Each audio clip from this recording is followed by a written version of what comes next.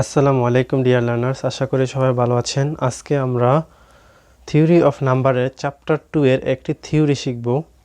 প্রমাণ করো যে 30 গুণজ বিনিময় আইন মেনে চলে, অর্থাৎ এফ স্টার জি ইকুয়াল জি স্টার এফ, অর্থাৎ এখানে বিনিময় হয়েছে। তো এই জিনিসটা আমরা আজকে প্রমাণ করব, যেটা জাতীয় বিশ্ববিদ্যালয় 2017 সালে এসেছিল, মোটামুটি ইম্পর্টেন্ট পরীক্ষা আসার মতো 4 মার্কের জন্য।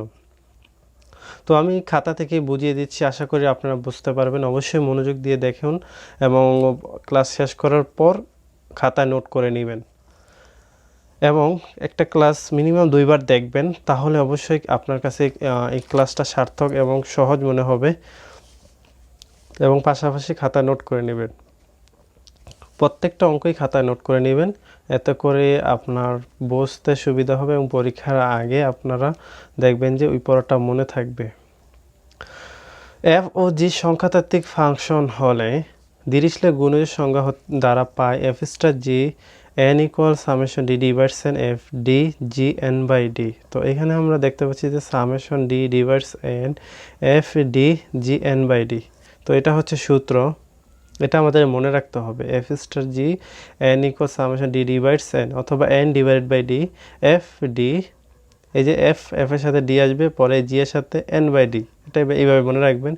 এফ এর সাথে ডি, তারপরে জি এর সাথে এন বাই ডি।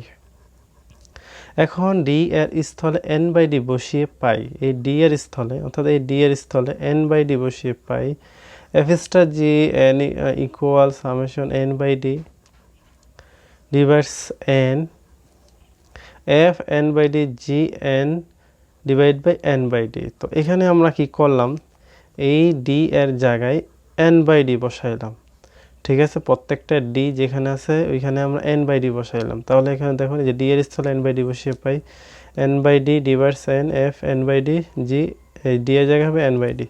তো এখন আমরা দেখতে পাচ্ছি এখানে যা আছে তাই রেখেছি, তারপর হচ্ছে এখানে F N by D G. এই যে এখানে ডি কীভাবে হলো, কারণ যে এন বাই ডিটা উল্টায় গেলে ডি উপরে চলে যাবে, এন নিচে চলে যাবে, তাহলে এই এন আর নিচের কাটা যাবে, কাটা যাওয়ার পর শুধু ডি থাকবে, অর্থাৎ এখানে হচ্ছে এন ইন্টু ডিটা নিচে আছে, এটা উপরে চলে যাবে, আর এন, এই এন কাটা যাবে, কাটা গেলে শুধু ডি থাকবে। তো এখানে আমরা জি জি ডিটা আগে লিখেছি, এফ এন বাই ডিটা পরে লিখলাম। আর এখানেও একই কথা, এখানে এখানে আমাদের এই এনটা কাটা যাবে, এটা উল্টায় গেলে আমাদের এই এনটা কাটা যাবে, শুধু থাকবে ডি, ডি ডিভাইডস এন। তো এখানে হচ্ছে আমরা কি দেখতে পাই, যেহেতু summation D divides N equal summation N by D divides N, অর্থাৎ এই N by D divides N কে আমরা ডি ডিভাইডস এন লিখতে পারি। তো এখানে কাটা যায় না, আমি একটু আগে বলেছিলাম যে এখানে কাটা গেছে, আসলে কাটা যায় না, এটার পরিবর্তে আমরা এটা লিখতে পারি, কারণ হচ্ছে summation D divides N equal summation N by D divides N, এই দুইটা সমান।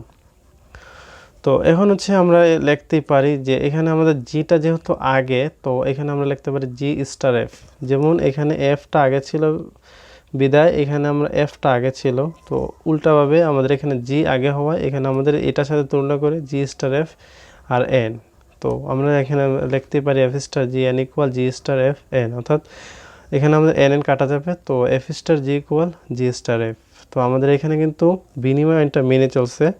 তো এটাই ছিল প্রমাণ, খুব ছোট একটা প্রমাণ, সহজ একটা প্রমাণ। আশা করি সবাই বুঝতে পারছেন। ধন্যবাদ।